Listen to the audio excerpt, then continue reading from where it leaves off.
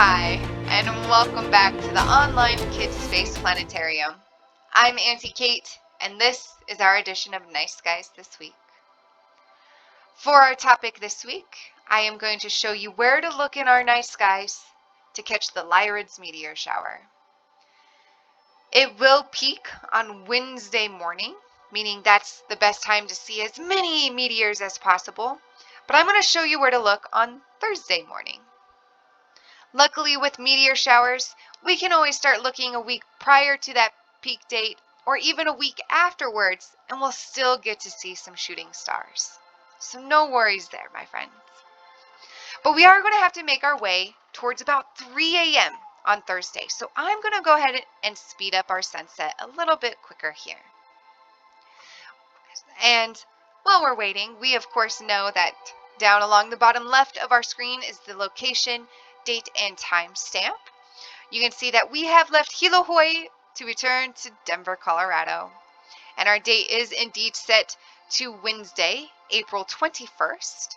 And our time now is just about 5 minutes after 8 p.m. or 2000 hours. We will still have our planet Mars out in the night skies, and so I will go ahead and label it here for you. Our moon is also going to be fairly bright as well, so some of those dimmer stars in our skies will be a little bit harder to see. And now with our sun mostly set, we can really see the motion of our stars, right? They really do appear to rise out of the right side and set on the left. And so that must mean to our right is east, and you guessed it, to the left is west. And that means then that we must be facing north. We can always prove this, right? Because we have those two tricks up our sleeves. One is by finding Queen Cassiopeia. The other is by finding our Big Dipper, which is a bit easier to spot in the skies. And so we'll use our Big Dipper here. I'm going to go ahead and select one of our pointer stars now.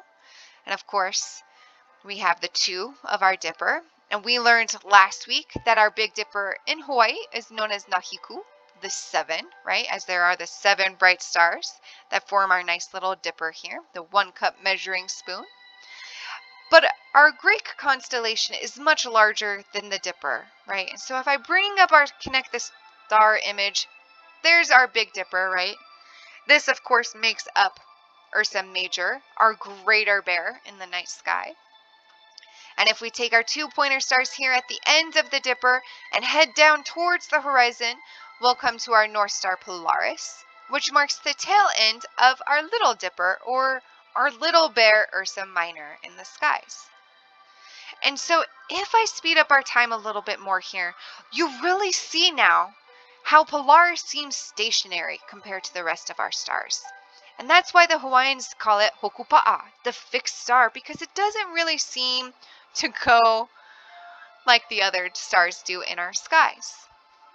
Okay, here's a fun little fact. The stars that seem to never set are called circumpolar stars.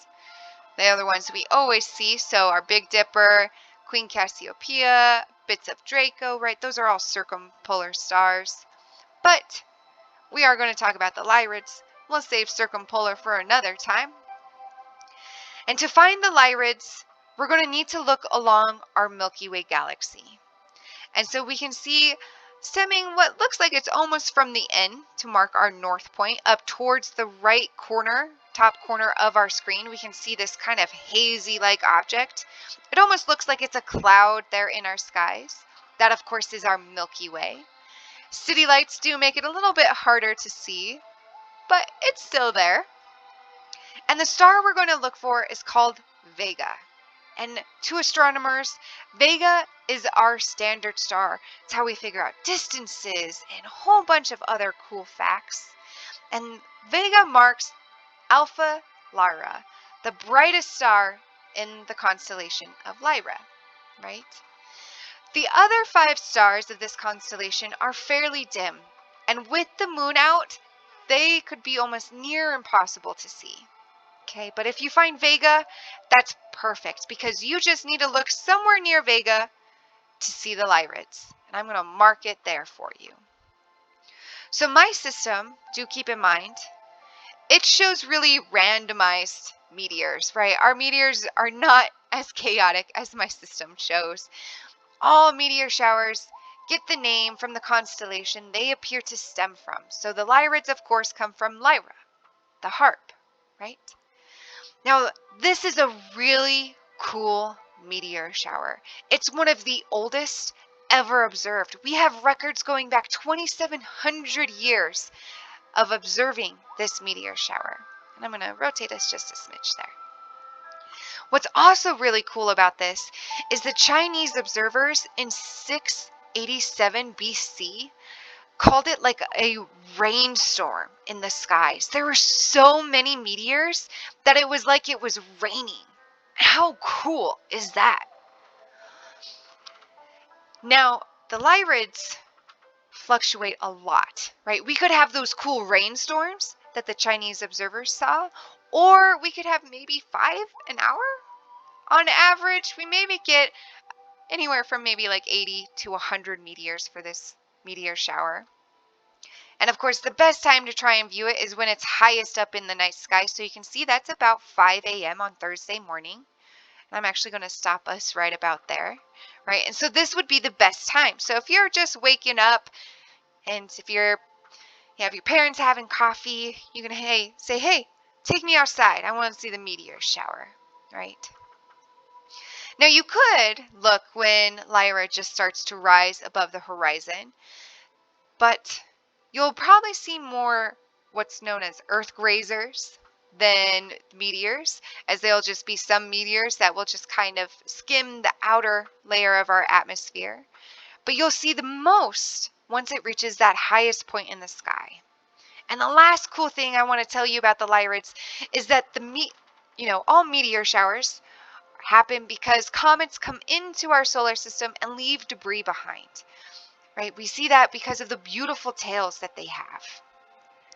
Well, eventually the Earth goes through those debris trails left behind, and that's what creates our meteor showers.